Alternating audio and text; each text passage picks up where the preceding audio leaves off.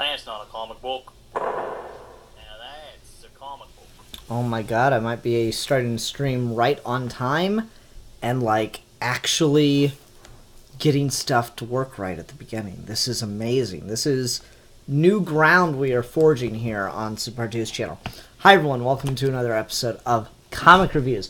I'm Sid Part 2, aka Ian. I've got a new shirt because it's 2 days after Christmas, and this was my Christmas shirt that someone got me, Godzilla vs. Cthulhu, from my brother-in-law. Or what? No, this one came from my sister-in-law.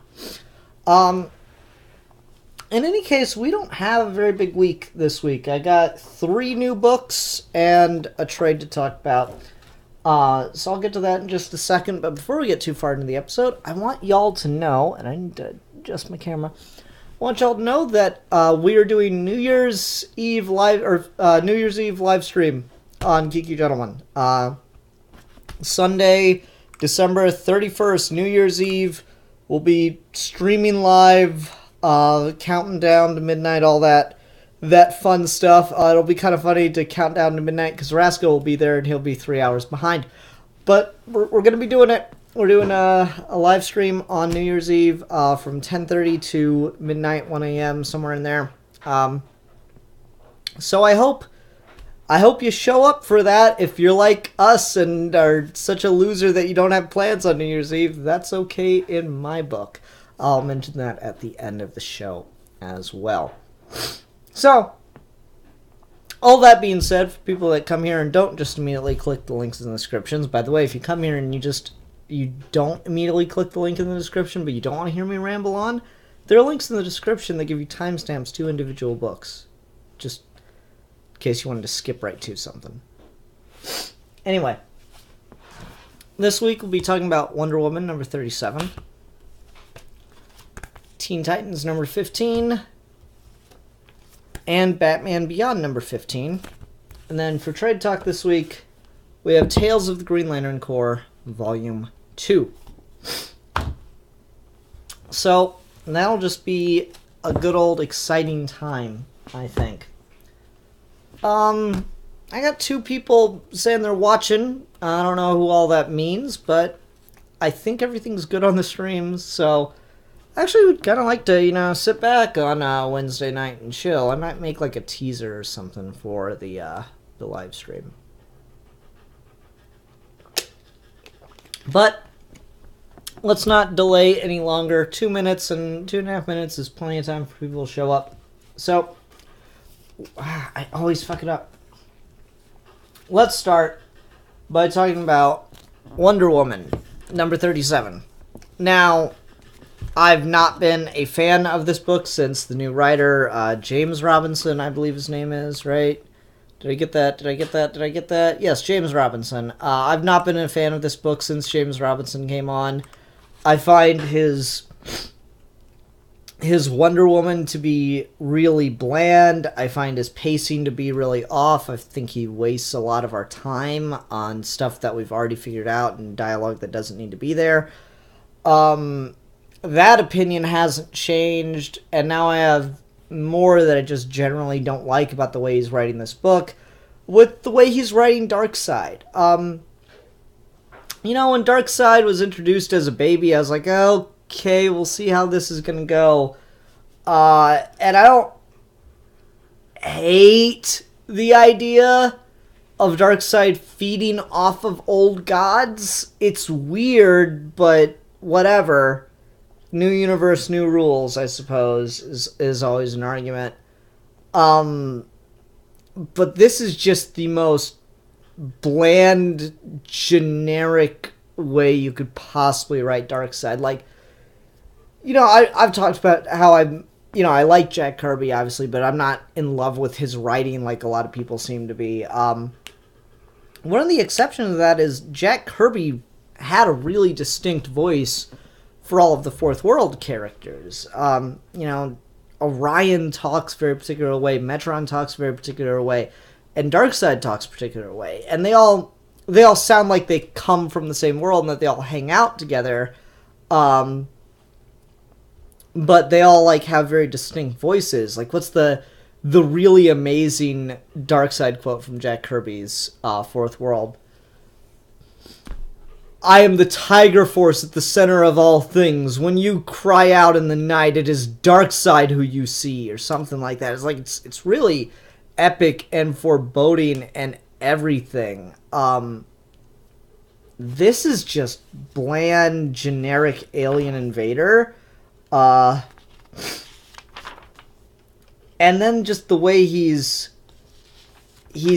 shown to be fighting Zeus is so, I don't know, it's just not very Darkseid. Like, let me just read a couple of these lines. Indeed, mighty Zeus, mighty in quotations, let's find out.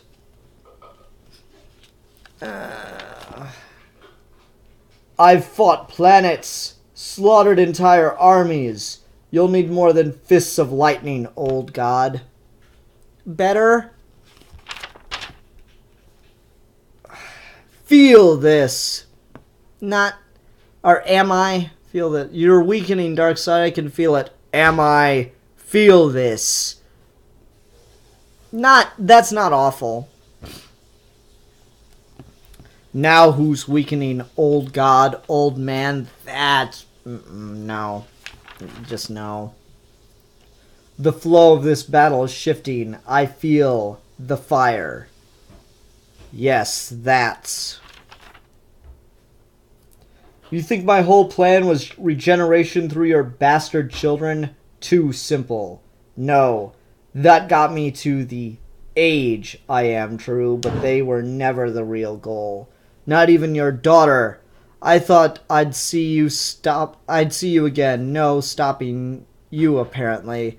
Hence the change of scene. People everywhere. Lives to save. So get to it. Just, that dialogue is just so not Darkseid. Like, Darkseid's so much of an imposing and epic force, that the way he talks here just doesn't feel like Darkseid in the slightest to me. That and the way he is fighting, I understand that this is supposed to be kind of like a depowered Darkseid, but it's still just such a stretch. Like, this is a very epic and it's a passionate fighting Darkseid, I'll grant you, but Darkseid doesn't fight with passion. Darkseid fights, really, Darkseid hangs back. Darkseid will fight you with his arms behind his back and just stare you down with Omega beams. And when that doesn't work, he doesn't wind up to punch you. Backhands. And I'm sure that there are Superman fights where that's not the case, and that's fair. And maybe you could probably make an argument that, because he's in this weakened state, he needs to be giving it more effort.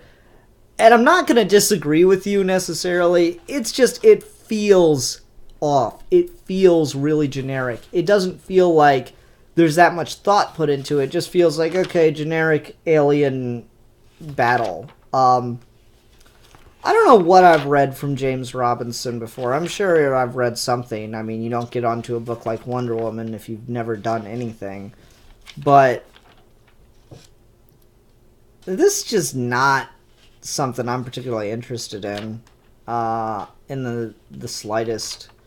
He's just not grabbing me, and I have very little interest in continuing to read his stuff. So Darkseid fights Zeus and kills him. The whole time Wonder Woman's screaming, "Let me help you, Father! Let me help you!" And then they go to a city and she has to go help the people, giving Darkseid the chance to kill Zeus.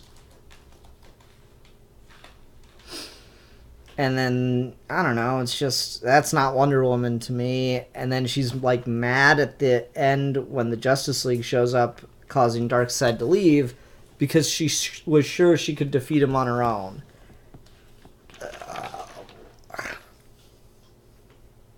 I don't get it. I don't feel like James Robinson has a really good grasp on any of the characters he's writing. Really, really poor grasp on Wonder Woman. Really poor grasp on Darkseid. The other characters he's creating for this, Jason, Wonder Woman's brother, is just It's not interesting. It's not unique. It's a bad idea. I cannot give this too much. I will say I think the artist does a pretty good job. Carlo Pagulayan, Pagulayan. I don't like the situation of putting Darkseid into a fight like that, but I do like this take on Darkseid as like a younger man. I like the Omega symbol across the chest. I think that looks pretty cool, just out of context. Doesn't look very Kirby, it doesn't look very Darkseid, but it does look kind of cool. And, you know, Wonder Woman looks fine in this still, I think. I think the action's well done, if ill-conceived. Yeah. Not much else to say. Let's go ahead and go on to the next book, which is Teen Titans number 15. I normally don't pick up Teen Titans, but I'm really excited for the Super Sons of Tomorrow crossover event that's going on and happening in this book right now. And this is, of course, written by Peter J. Tomasi with Patrick Gleason. I'm not sure how much Gleason is doing here. It's hard to tell. I usually tend to go with whoever the first credited writer is. I feel like they usually are doing a lot more of the like hands-on writing, and that maybe the second writer helped plot. That's just my frame of reference. I have absolutely nothing to justify that. That's just kind of what I've always run in the back of my head. So in this issue, Damian goes to help John and get him away from Tim Drake, who has now created a new costume, piecing together pieces of the Titans costume, and he calls himself Savior. I'm going to mention, for those like Tim Drake fans, this isn't like Rebirth Tim Drake or New 52 Tim Drake or even Old 52 Tim Drake. This is a Tim Drake from another timeline who is like gone evil. In a way. And I mean, so he's calling himself Savior, and his whole thing is he wants to kill Superboy, Jonathan Kent, because he is going to, his power unchecked could, in one timeline, it killed millions of people. And he wants to stop that. So it's a bit of a Terminator thing. In this Tim Drake's timeline, we have the old school Teen Titans, Connor Kent Superboy, Cassie Wonder Girl, and Bart Allen Flash, trying to track down this Tim Drake through the time stream and try to find him and stop him. But they don't quite have enough yet. Tim Drake confronts the Titans since they weren't killed by Superboy, but obviously, knocked unconscious, somewhat injured. He confronts them and says, "Don't you see now why I'm doing what I'm doing?" And apparently Garfield and Raven, Beast Boy and Raven, kind of agree with him, but Wally West, Aqualad, and Starfire do not. So there's a bit of divide in the team. Raven, being the psychic one, has kind of got an understanding of where Tim Drake's coming from, so she decides to kind of get away with Garfield and go help him. And, this is an interesting scene, because I didn't quite get it at first, but I realized I wasn't paying close enough attention. Admittedly, the art could have put a little more detail into it to help. So, like, when you look at this panel, because she pulls like a psychic vision on the team members to convince them that everything's okay, to give them time to slip away. And in this top panel, you can see them all working together to rebuild Titan's Tower, but you notice that Superboy and Robin are there in the first panel, and then Superboy poofs away, Robin poofs away, and who else goes away? Is it Beast Boy? Yeah. and Beast Boy poofs away at the very end, along with Raven. So it's just like this little distraction, this psychic distraction to kind of convince the other three that, they're all still okay, to give them time to get a head start. And I thought that was kind of an interesting little notion. And yeah, like it's just really, it's really hard to tell who's who. There's not a ton of detail put into the art on this one, and so I was a little just confused until you get down to the bottom of the page and they explain it.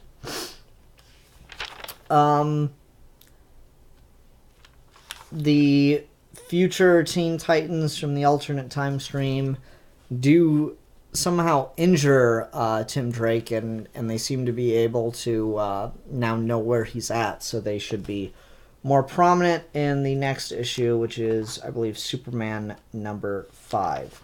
Or not 5. 5538, maybe? I don't know. Where did I get 5 from? That's stupid. Superman number 38. No idea where I got 5 from. S? Kind of shaped like 5? I don't know. And then the big conclusion is Aqualad, Kid Flash, and Starfire have an idea where to go to find Damian and John, and so we'll see how that develops further.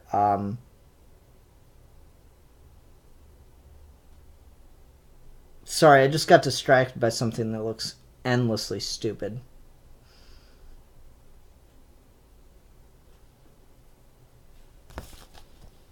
Is Duke Thomas Sandman?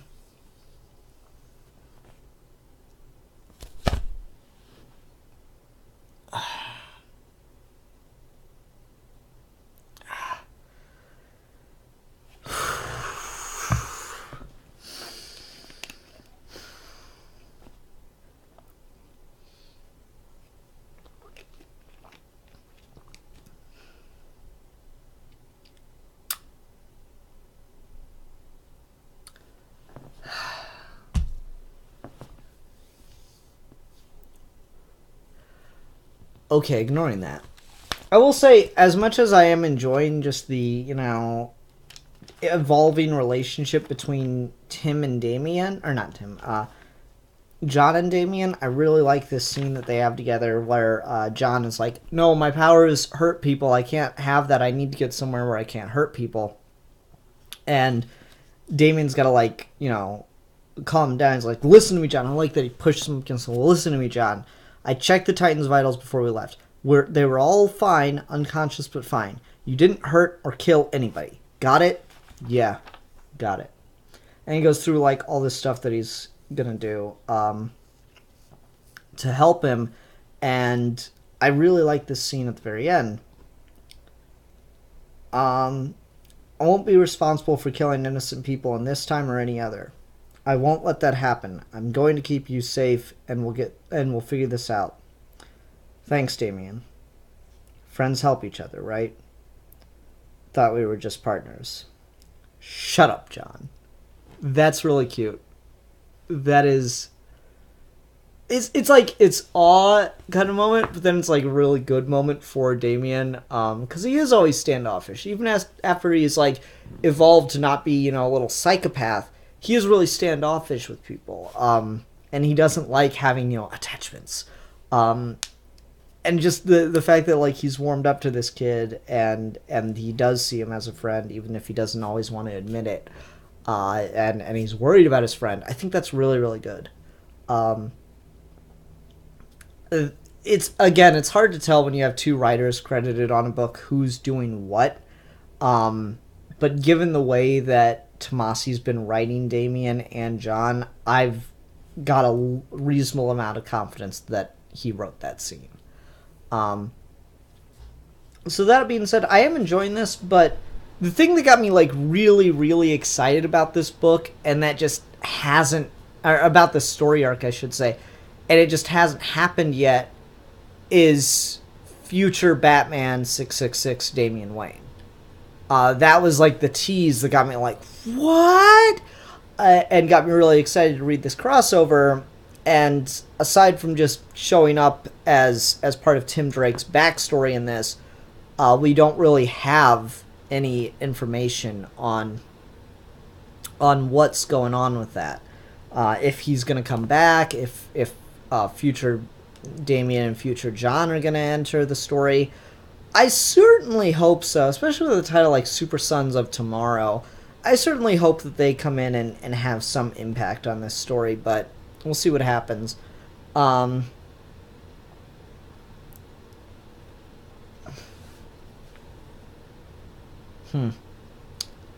Anyway. Anything I can say about the art? I mentioned that, like, weird scene, and I just didn't think it was very well detailed. Otherwise, I don't think the art's really got it much that stands out to me one way or another. I think it works, it's just not particularly great. Though this, I don't know, looking at this page again, there's a lot of action on here that I really like, and just, it looks kind of cool. I also don't hate this costume design for evil Tim Drake, or Savior as he's calling himself. It's not the worst thing ever. I don't know. Though I liked some of the new 52 designs, so what the hell do I know? Yeah, I ain't got a lot to say about the art. I do like it, though. What's the artist's name again? Ed Benes and Jorge Jimenez are doing the pencils and inks with an additional inker in there. It's hard to tell. It's a really seamless transition. I don't feel like there's a ton of difference between the scenes, and the differences do, like, look like you could chalk it up to lighting, as it were. I don't know, I like it. I'm enjoying it. I'm excited to keep reading. Just hoping future Damien and John show up. Alright, speaking of future, let's talk about Batman Beyond, number 15. It's just alright. It's just an okay issue. Again, I feel like Dan Jurgens is just more trying to just have a little fun and kind of, get his toys right in the sandbox kind of thing, than he is doing anything super interesting or deep with these characters. I will say the last issue ended with a bit of a cliffhangery moment, but it kind of meant nothing. Like, it's just, the last issue ended with Ace, the robot, doing a Bane on his knee with Terry, And then it just, comes back and you, open it up to this double-page spread, one page in, and Terry's, gets away and says, what's the line? Come on, Ace, you really thought the break the back over the knee routine would work against a suit that can withstand gunfire? Well, that's not really how that works, Dan Jurgens, but okay. So it's just all the suit, it's nothing to do with Terry. That's a little disappointing. It's kind of like needless drama.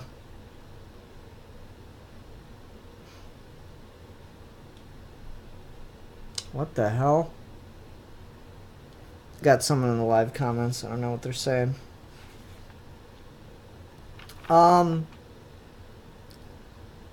Otherwise, this issue is mainly just a fight between Terry and the Royal Flush Gang, and then Stalker shows back up,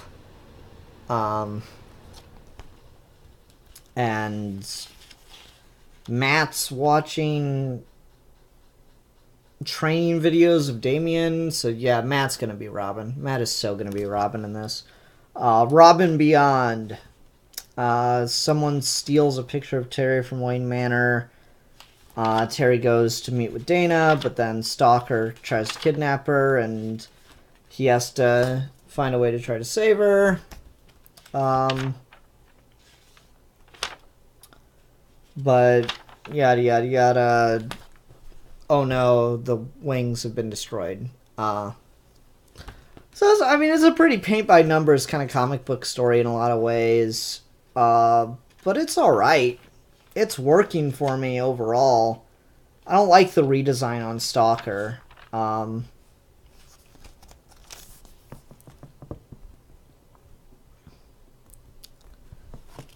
Meh.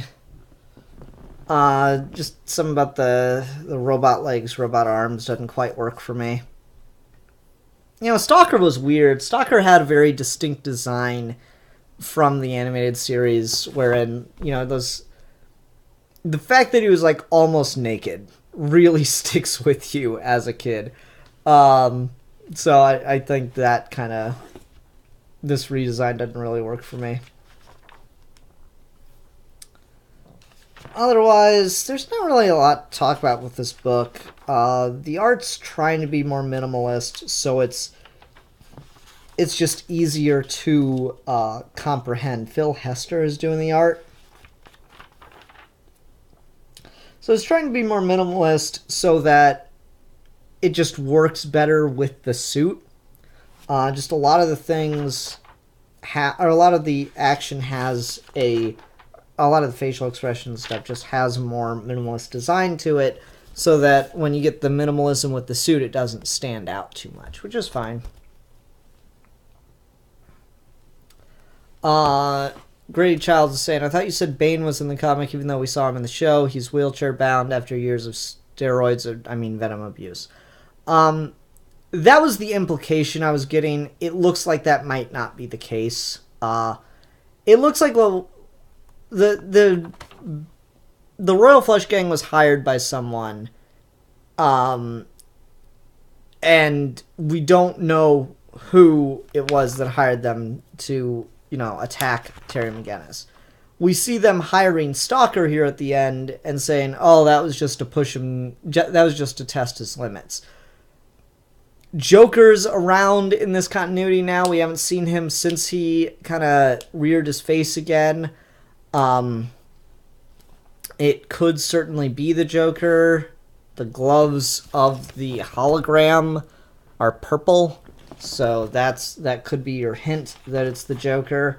I was just guessing that it was Bane last time because, you know, you say, who could be hiring Batman, or who could be hiring the Royal Flush Gang to attack Batman?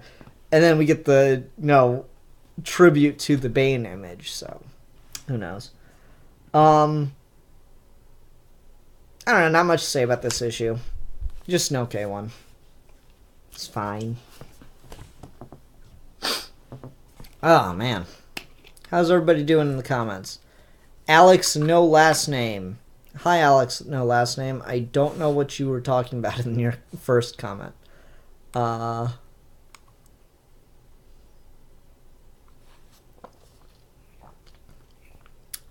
Everyone doing good? Because I'm about to go on to Trade Talk, but I figured I'd check in with you guys. Ooh.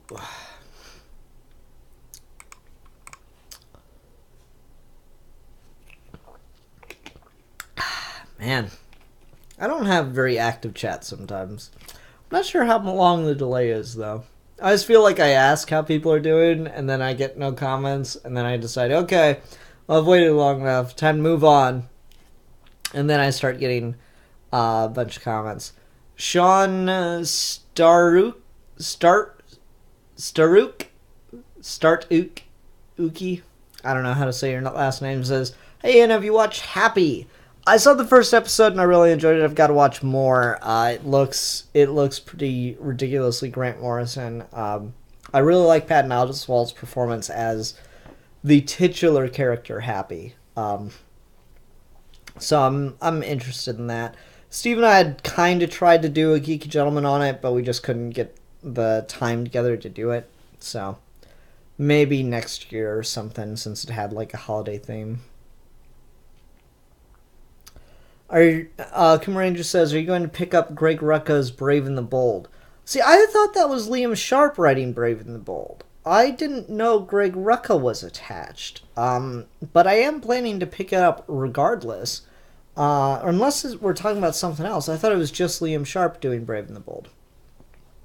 Either way, I'm hoping that's good because God, the Wonder Woman book has been hard to read lately. This latest story arc is just plain bad. I cannot help it. So, we'll see what happens with that. Oh, man. Everyone have a good holiday, I hope. Returning to work was not easy. Should say it again. I'll say it here in the middle. Nathan Snyder. Shit, I'm late. You're really late because we're done with the single issues. We're transitioning to trade talk now. But I said it at the beginning. I'll say it here in the middle. I'll say it again at the end. We are doing a Geeky Gentleman New Year's Eve live stream from 10:30 Eastern Standard Time till 12 or 1 or somewhere in there. Till question mark? So, you know, come for that. Stay for awesome. We'll see how it goes. Should have fun. We don't really have a designated topic or anything, but we're excited. Should be a good time. Steve has promised to be drunk, and Rasco has said he will be high. So, you know, come for that. Anyway, not that I condone drinking or drugs. Because actually I don't. You guys know that about me, right? I don't drink or do drugs. I sound like I'm being cheeky or something. I'm not. I'm dead serious.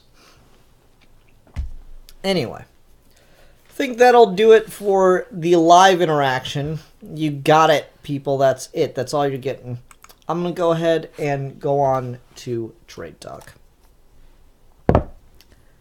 Hi, welcome to this week's episode of Trade Talk. This time we're going over Tales of the Green Lantern Corps, Volume 2. This has a ton of writers in it, so let me pull up my little thing and I'll talk about the writers and artists. Tons of creative talent on this one. We have Todd Klein. Oh, wait, hold on. God damn it. Jack C. Harris, Todd Klein, Joey Cavalieri, Len Wein, Paul Kupperberg, Kurt Busiek, Mike Barron, and Alan Moore as writers on this.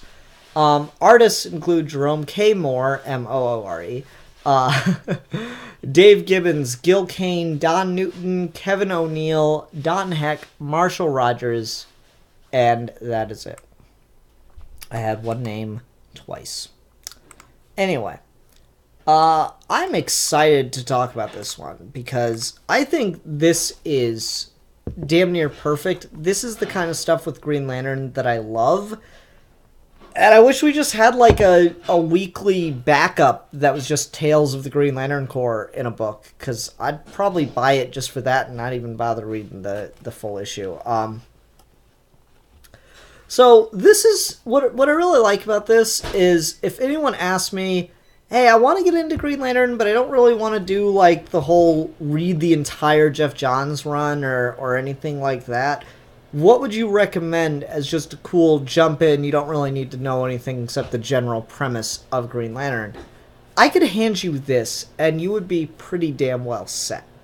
This does a really good job of telling a lot of really cool, really fun stories about the Green Lantern Corps and its members, and it requires very little knowledge. I'll break down everything you need to know. Green Lanterns are essentially space police. They get the ring from the Guardians on Oa. The Guardians are an ancient race that have been around since the beginning of the universe. The ring gets passed from person to person, usually when the original wearer dies. There's aliens. Like, I feel like those are really general things that just people kind of sort of already know about Green Lantern. And so I'm just going to go through each story and talk about it. So the first thing we get is the Lysandra Saga, which is a 2-part story, and this is really interesting. Lysandra is a alien from this planet that has a very strict religion, not to look to the sky, not to go to the stars. not to want to lust for space, as it were.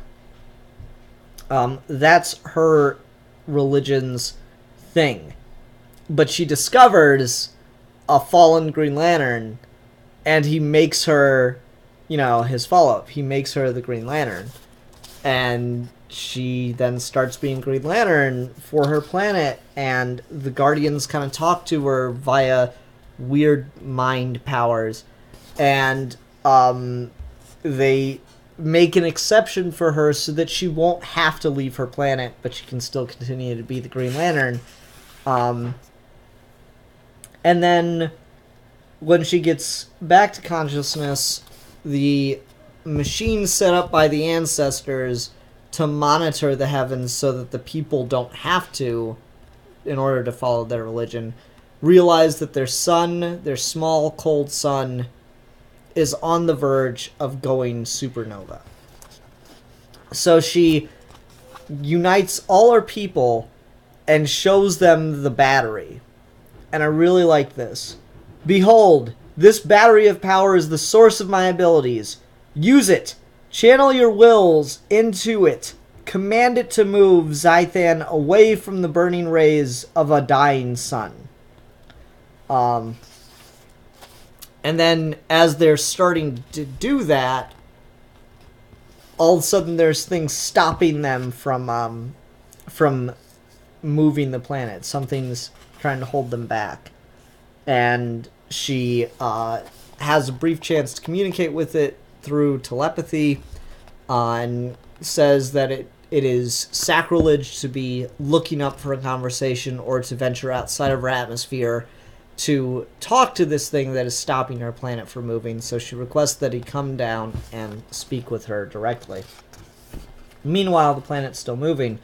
The alien comes down, and he is the Green Lantern put in charge of their sector, since she is not going to leave her planet. And he tells her that their sun is not actually a sun, but is a life form called Thar, which is the same name as their god. And that the life form is birthing after thousands of millennia. So they're able to stop the planet from moving, and the new sun is born, removing the ice from their planet. And that's just really cool. I just really like that story. It's awesome.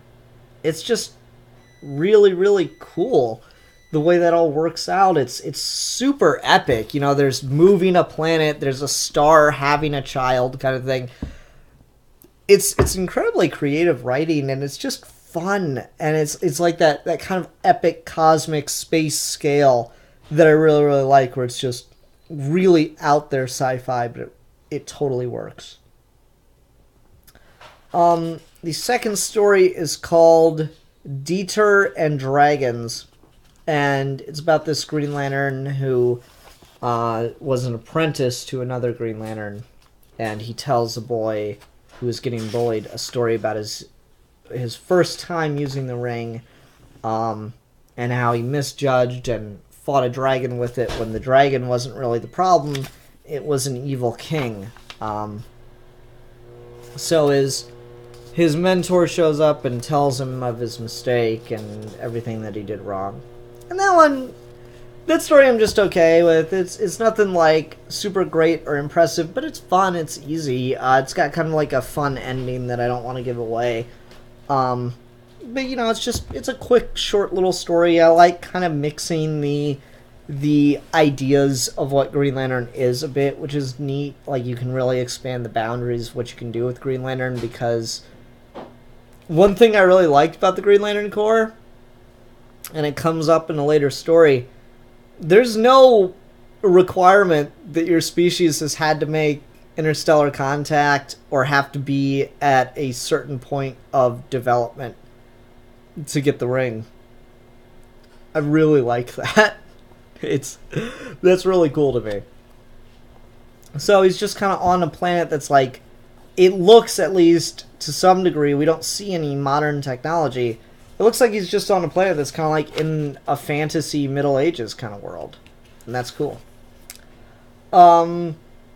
Next story is called Scavenger, and it's written by Todd Klein with art by Dave Gibbons, and it's about a guy who scavenges old ruins of a metropolitan city for pieces of metal that he can sell.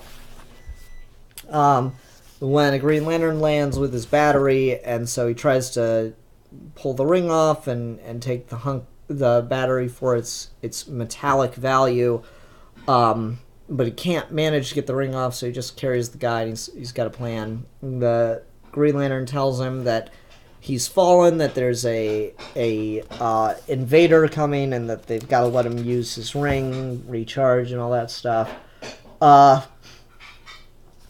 End of the day, he convinces him to release them because the ship that's attacking is made of metal.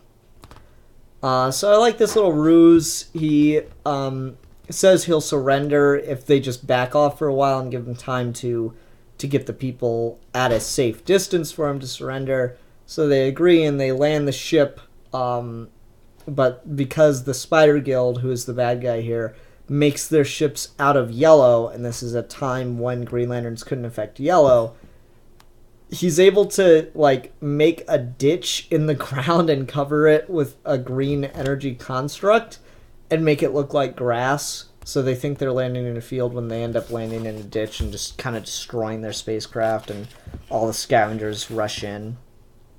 I really like the ending to this one because the scavenger that found the Green Lantern is mad now because the people have all this metal, and so he's out of a job. And the Green Lantern just doesn't quite know what to do with that. It's like, he asks if there's anything, he's like, oh, I'm so sorry I did that. I didn't even think of that possibility. Is there anything I can do to help you in exchange for setting me free? With your energy, Green Lantern, can you make them forget you were here? Can you take away the metal, make them poor again? This guy thinks, take away from the many for the benefit of one. No, I cannot do that. And I want nothing more than to see the last of you. He knows further words would be useless, and takes his leave. Some days, doing the right thing is the hardest task of all. I really like that. It's a pretty cool little lesson. I thought that was neat. This next story, written by Joey Cavalieri, art by Dave Gibbons again. Dave Gibbons, all over Green Lantern. This one's called Progress, and no words. So what I really like about this one, I mentioned it earlier, you do not your civilization does not have to be at any, your race, your civilization, whatever, does not have to be at any degree of progress for you to get a Green Lantern ring. So we have the Spider Guild attacking a Green Lantern here. They shoot a ship down, it crashes, and kind of like an early caveman finds the ring. He puts it on and creates an umbrella to stop the rain. And then he sees his clansmen, bringing carcasses on stretchers, basically. And he uses the ring to give them wheels so that they're able to move faster. And he becomes the Green Lantern for these people, which really quickly brings them into an era of progress, to the point where they're able to make advancement in technology because of it. They realize the Spider Guild is near their system, so the new Green Lantern says, oh, I'll simply use my power to crush them. But he gets out into space and doesn't know about the effect of the ring on the yellow, so he's quickly defeated, and he goes to land again, and a new Green Lantern is going to rise from another primitive planet. I like that. It's cool. It's just a neat idea that, yeah, your planet doesn't have to be advanced to get a Green Lantern ring. I really think that's neat. Then you have a story by Len Wein called Final Duties, art by Kane in this one. This I just really like because it's just such an epic, cool little thing of like a day in a life of a Green Lantern, and it is the last day for this Green Lantern, and it's kind of ominous. It's final duties. Cal Varick's final day as a member of the proud Green Lantern Corps begins as had all the others. With the rising of his homeworld's buoyant crimson sun, the charging of his power ring, and the reciting of his ancient sacred oath. So that's got kind of like an ominous thing. It's like it began as all others. Does that mean all other Green Lanterns' last days? Like, you wonder, is this guy going to die? So he goes out and he just, like, kind of patrols his sector to figure out what's going on in it on his last day. And I love this page. You should follow me on Twitter if you don't, because I tweeted out this page. This page is the Green Lantern Corps' answer to the Prime Directive. Just one page gives you the Green Lantern's perspective on the Prime Directive.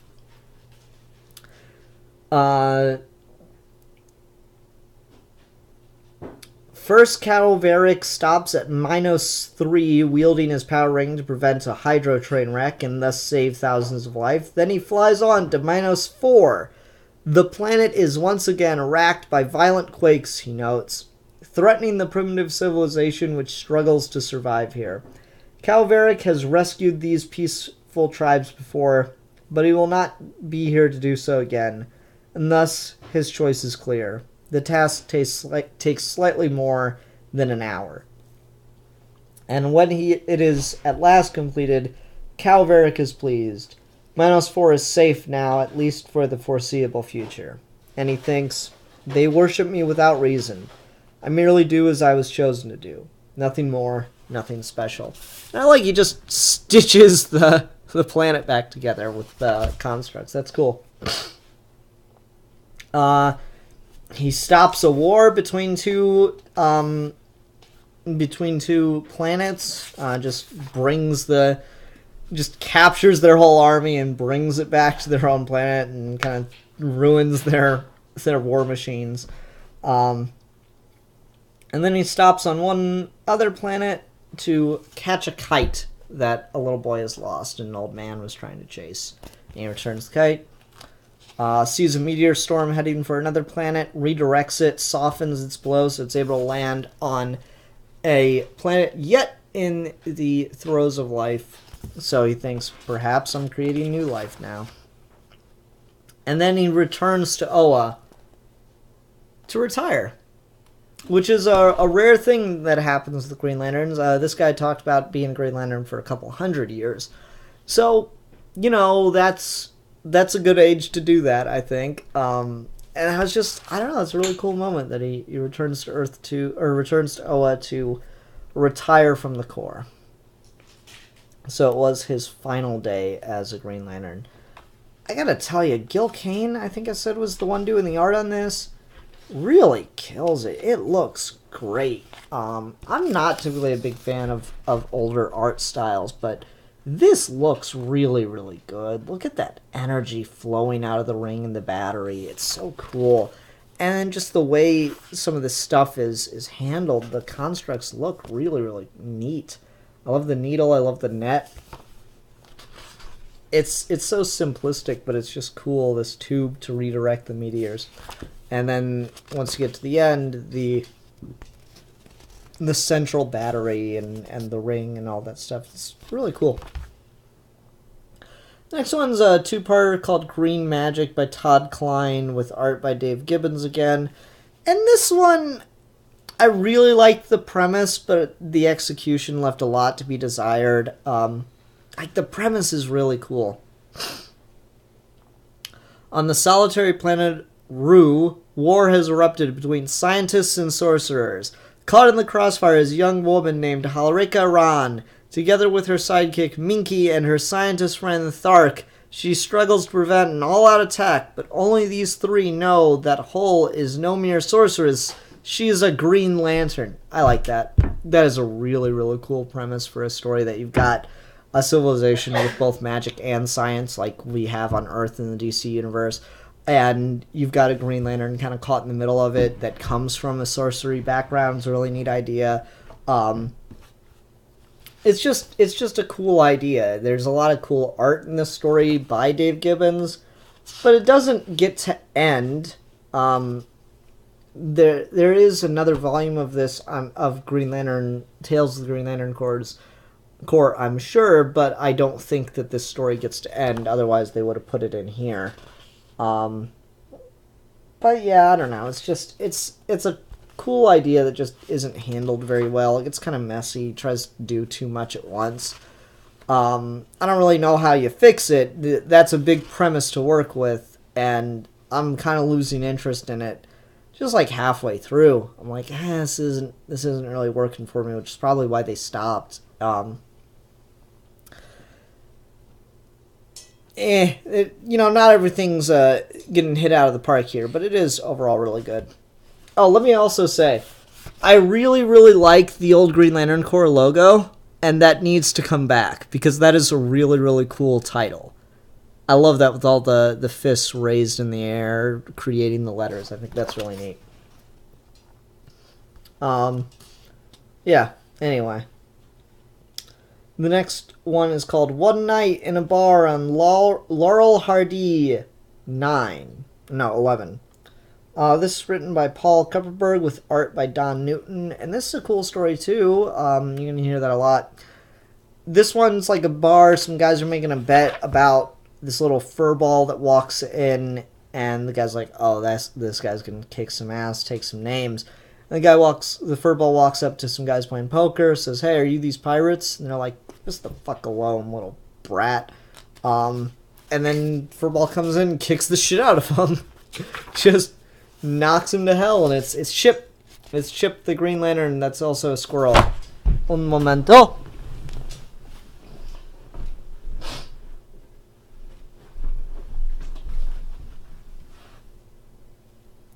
I always got to take a chance to show off some Green Lantern swag. So I'll leave Chip here to join me for the rest of the review. Chip's one of those cool things. That's one of the other things I love about Green Lantern. All the weird, silly ideas where they just make them awesome. If you've never seen Green Lantern, the animated series, Chip's cameo in that is amazing. So I recommend it heavily. But yeah. Chip just shows up, kicks shit out of him. The other dude loses his bet. That's the whole story. The reason why Chip shows up is given, and that's kind of cool too. Where can I put Chip? Or it's not going to be in my way. Who did I say was the artist on this one? Phil Newton or something like that? Olivia Newton-John? Don Newton. Yeah, if you didn't know, Olivia Newton-John does comics, or did, not anymore, unfortunately. She got on to some other career. Anyway, the Chip story is just cute. The art's pretty fun. I like Chip to look a little more cartoony.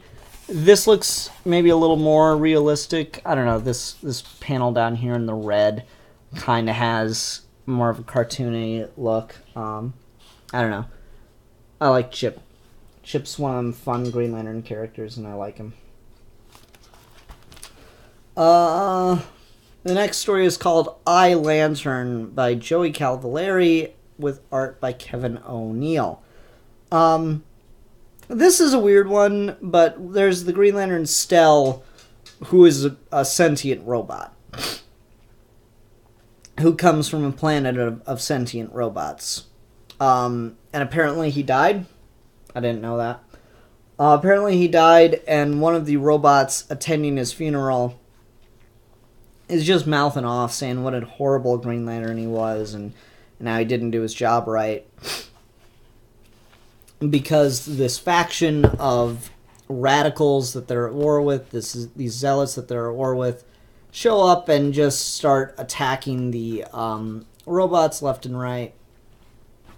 And the replacement Green Lantern shows up and tries to help, but this guy is like, no, you're not going to do it right. Take me to Oa right now. I need to become a Green Lantern. Which, this is like a weird thing, and you kind of just have to chalk it up to lowered page count. So the dude does take him to Oa just in the middle of this battle. Just like, okay, I guess people are just going to die while I take you to Oa. It's kind of a weird thing. I think you just got to kind of chalk it up to to the low page count. Anyway, so old dude like bitches at the Guardians that they should let him be a Green Lantern because he can do a better job than anyone to protect his people. And they're like, well, we don't like your attitude, but you do make a point that your people are in desperate need, and if there's someone there dedicated solely to this conflict, then all the better for it. And so they make him a Green Lantern. I like the design on his battery. Kevin O'Neill does some cool stuff. Like, just those little wings coming off where the handle goes is really neat. Anyway, so he goes back and starts fighting them, and he uses, like, a speaker construct to destroy the molecular bonds of the cannonballs they're using. But in doing so, he ends up hurting his own people even more, so he's kind of failed in that regard. But part 2 of this story is like, hey, listen, I screwed up, sure, but I didn't start the attack. I didn't know my method of repelling their attack would cause my people harm too, so you're not going to blame me for the actions I committed. This is war. I did what I thought was right at the time. I've learned from my mistake.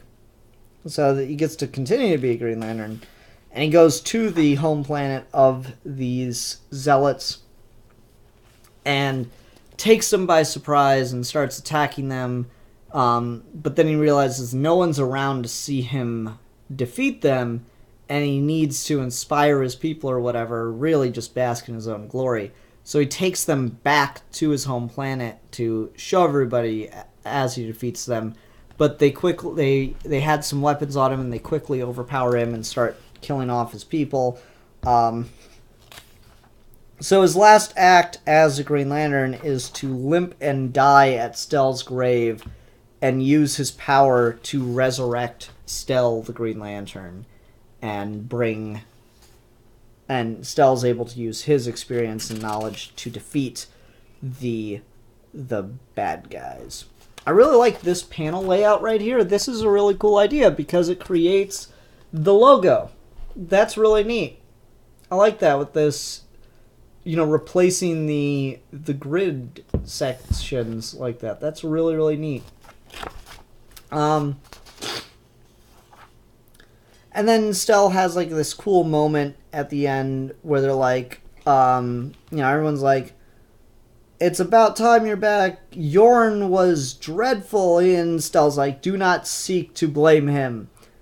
Breathes there a living being with soul so dead that he can stand by and watch his countrymen cringe and cower in fear of their enemies. Do not tell me of his faults. Tell me of his actions. He saw his nation under siege. He rose to defend it. That makes him a hero. He knew he could not defeat our enemies, so he gave his all to restore life to someone who could. That makes him your savior. Remember him well. When the time comes, hope that you may be valiant enough to do the same. This is a really cool ending because, you see this guy's kind of a dick, and he doesn't know what he's doing, and he's kind of full of himself. But in the line, he put his life on the line for his people, and that is a really cool moment. So I really like that one. This next story, though, is called Burdens. It's written by Kurt Busiek with art by Don Heck. And this is probably my favorite story in this volume. This one shows a Green Lantern who's kind of like the leader of his people. I mean, he's clearly a very old man. And he talks to them about everything he's done, how he helped, very long-lived lifespan for these aliens. He helped move their civilization forward over conceivably thousands of years and became their ruler. But now he's retiring and there will need to be a replacement Green Lantern. I really, really like this one because he's held the hand of his people for generations to improve their lives. And he has, undeniably. He went from stopping, monsters and ending volcanoes and stopping criminals to solving, societal problems. And I love this little exchange of dialogue. "Oh, Green Lantern, your wisdom is evident in these pollution level standards, but it is so costly to comply with them. Could you relax them a little?" I like that. That's cool. That a Green Lantern has put in measures to stop pollution on his planet. That's really neat. But then he's like, "Yeah, but I'm gonna retire now. I'm done. And I've talked to the Guardians, and we've agreed that there needs to be a new Green Lantern for my sector, but not for my planet. That the new Green Lantern will leave my planet alone because it needs to grow on its own. And that is my word." And he like flies off, and I love this narration. He is not yet out of sight when the arguments begin. He is barely over the horizon when the fighting breaks out. Long before he reaches home, chaos reigns. And he gets there and talks to his wife. He's like, it is what I knew would happen. It is difficult to see them in such turmoil, but it must be endured. I know, but still, until today they would have revered your memory forever. Now they will vilify you. I only hope that left to themselves, they will regain what I took from them and become what they always should have been.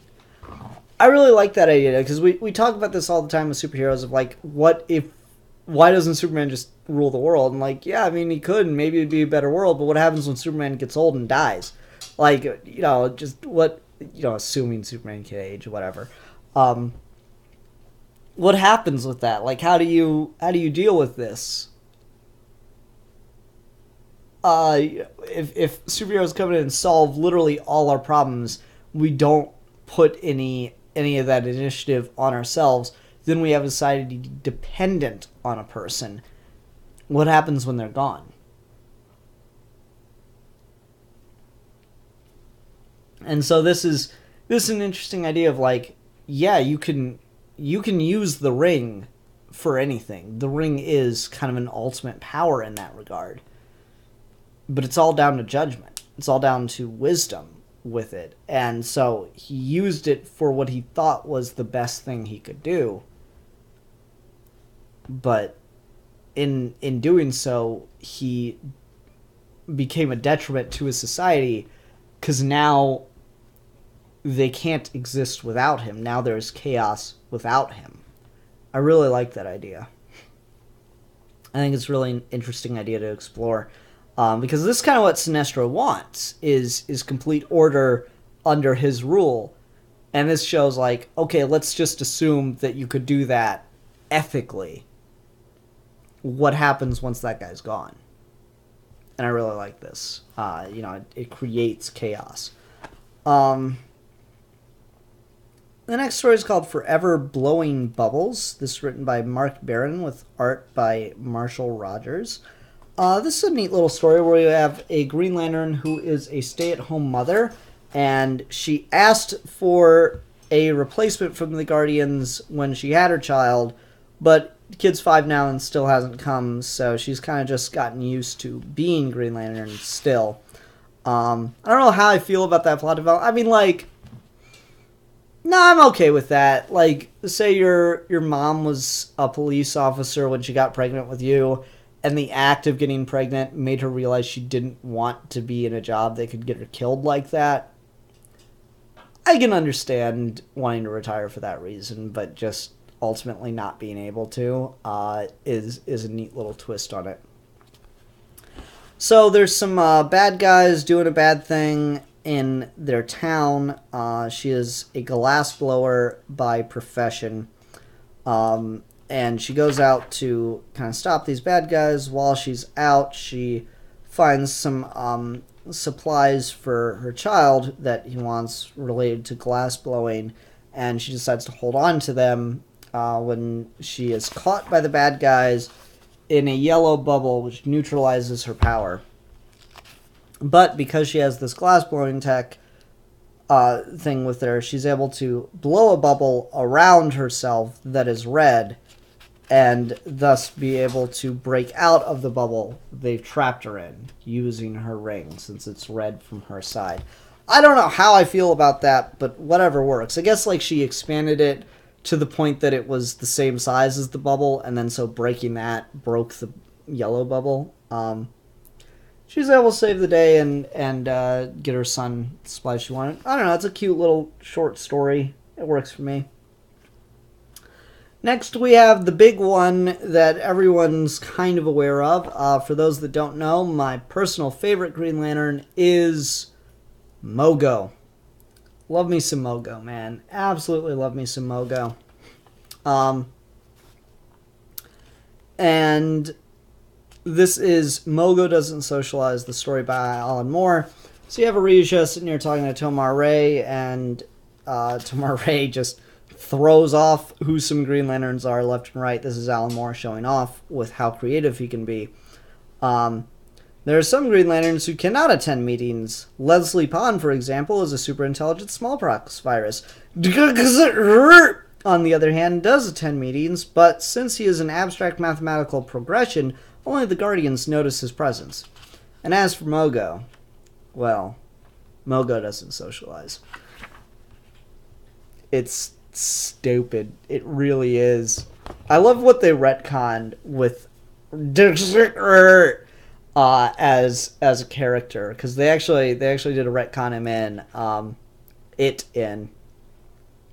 as the mathematical expression of willpower. So for everyone that's like a super sci-fi nerd, it's like, oh, Green Lantern's just magic, it's not science.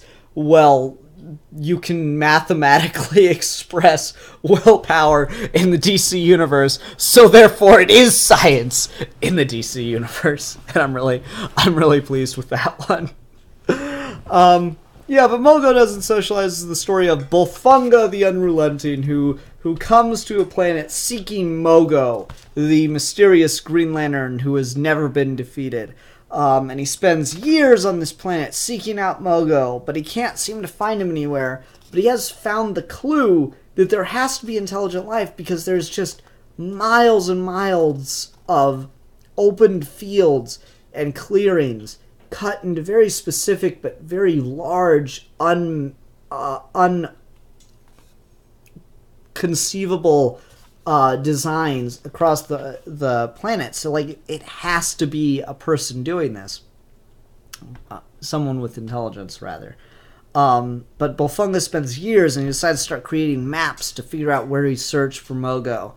And then as he looks at his maps one day, he comes to a sudden realization, and it was then that Bolfunga the Unrelenting, well, relented, I suppose, as he shoots off the planet and tries to escape Mogo, the living planet. I love that story so much. It is so much fun. Dave Gibbons kills it on the art, too. It's just too much fun. Like, I love Tomar Ray's troll face at the end is adorable. And it's just too cool. And I love this line as at the end. It's his gravity field, you see. It would pull Oa apart. Of course, one day I'll have to tell you about some of the really big Green Lanterns.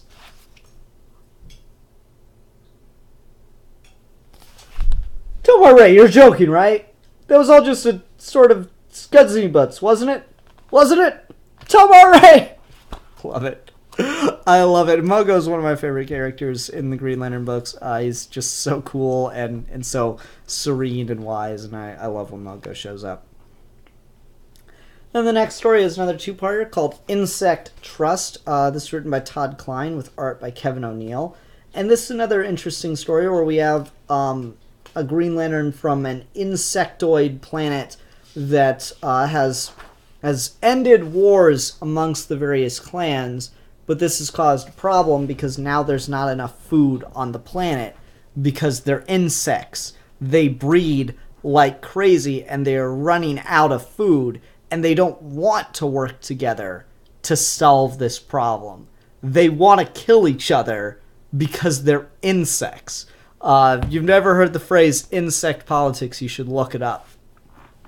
But anyway, So like he's now dealing with this really big issue because like he wants them to divide the food and share it equally, but they're like, this is killing us slowly, but it's killing us.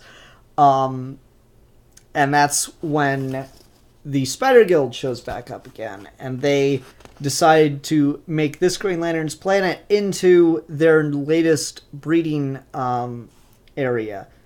And so they're like taking it over, enslaving the inhabitants and all that stuff, and old dude has to what's his name?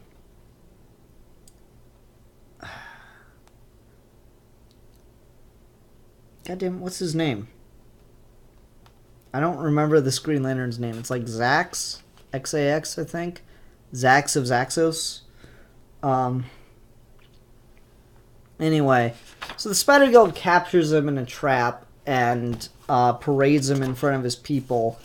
And this inspires his people to, of the various clans, which is different species. I like this art. Kevin O'Neill again, as he shows you the different species of bugs. They see that their situation is hopeless unless they work together, so they work together to start fighting the Spider Guild, and then luckily Zax called for some backup, and some other Green Lanterns showed up to help him, and all working together, the Green Lanterns and the people together, were able to defeat the Spider Guild. And then I really, really love this moment at the end. You tricked us! You knew help was coming! Stop posturing for a moment and think. For the first time in Zaxos history, all the clans battled in a common cause. There's truth in his words. It goes against every tradition. We Green Lanterns also have traditions, sir, and they are not hindered by our differences. Today you fought a common enemy, but the enemy hunger must still be defeated. Surely you will not disgrace yourselves by refusing to face it together. And then all the Green Lanterns fly off, and the people shake hands and agree to work together to solve world hunger. Just, that's good. That's just good stuff. Fuck your non-interference bullshit, Star Trek. That's beautiful. Man,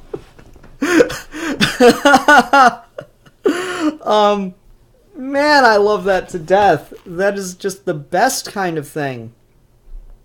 Wherein he has inspired people to work together to save lives. I think that's beautiful. To save their world.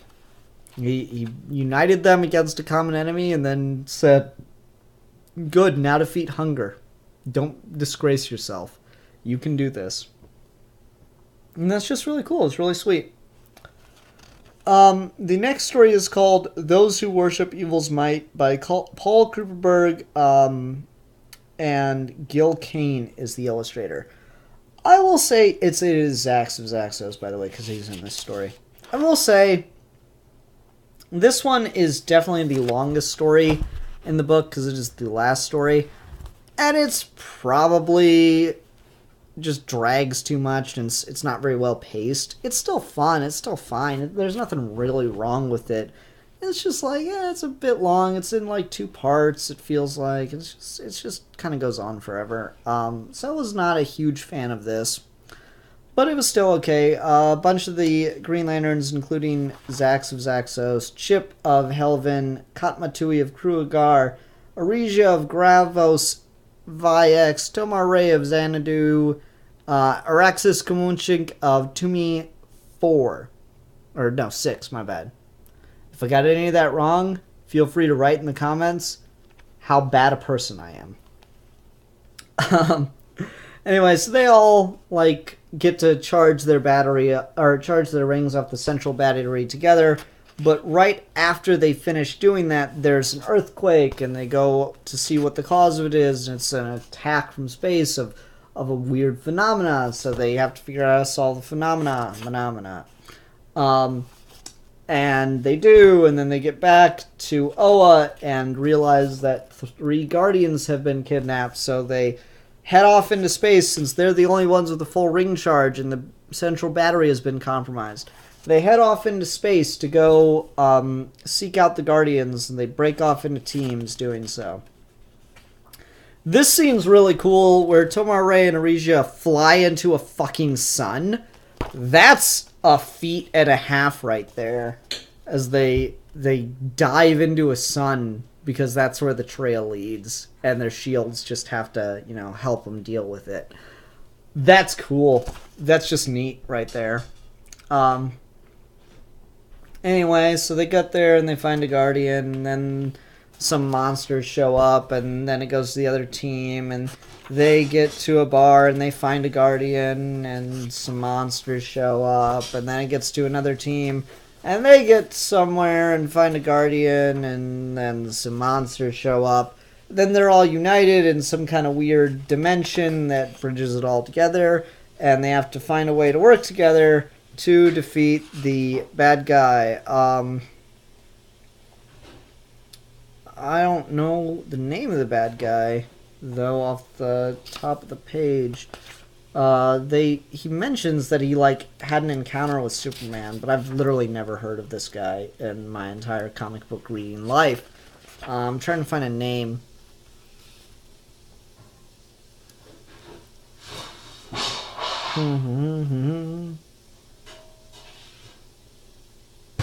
I don't know. Can't seem to find his name anywhere. Maybe they'll show it again on the Superman page. Maldor the Immortal. Anyone recognize Maldor the Immortal? Because I've literally never heard of this guy.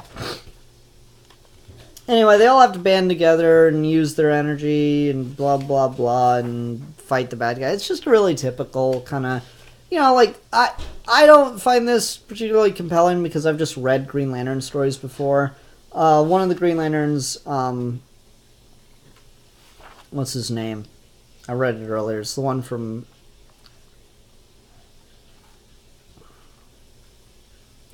Arachmus Chiminuk struggles to smile as his straining companions, and a heartbeat later he is gone.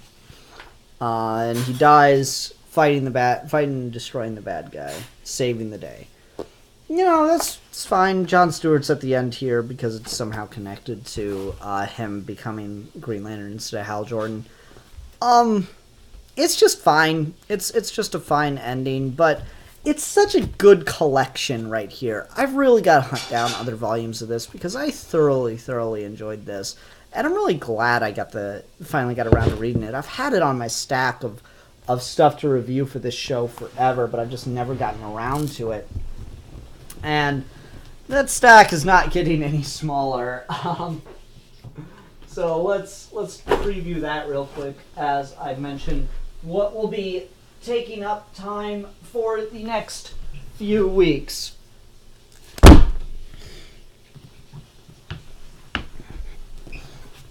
That is my stack to review. So, next few weeks we're going to be going over all of No Man's Land, including Cataclysm and Road to No Man's Land. Because I've been buying these trades since before the New 52 really got its new logo and everything, really got going. And I've still not had the chance to break them open because I was waiting to have all of them.